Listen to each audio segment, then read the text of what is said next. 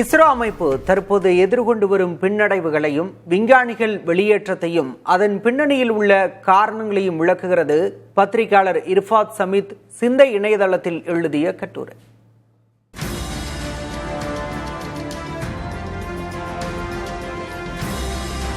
மங்கள்யான் வெற்றிக்கு பிறகு ஒட்டுமொத்த உலகமே வியந்து பார்த்த இஸ்ரோ இன்று அடுத்தடுத்த தோல்விகள், முக்கிய திட்டங்களின் தாமதம் மற்றும் விஞ்ஞானிகள் வெளியேற்றம் போன்ற தீவிரமான சிக்கலில் சிக்கி தவிக்கிறது என்கிறது இக்கட்டுரை.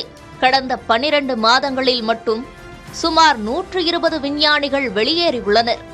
இந்திய விண்வெளி கொள்கை 2023 தனியார் பங்கேற்பை ஊக்குவித்ததால் 2014 ஒரே ஒரு ஸ்டார்ட் அப் மட்டுமே இருந்த நிலை மாறி இன்று 400 தனியார் விண்வெளி நிறுவனங்கள் உருவாகியுள்ளன என்கிறது இக்கட்டுரை. இஸ்ரோவுடன் ஒப்பிடும்போது தனியார் நிறுவனங்களில் அதிக ஊதியம், விரைவான வளர்ச்சி மற்றும் சிறந்த பணிச்சூழல் கிடைப்பதால் பல இளம் விஞ்ஞானிகள் தனியார் ஸ்டார்ட் அப் நிறுவனங்களை நோக்கி செல்கின்றனர் என்கிறது இக்கட்டுரை.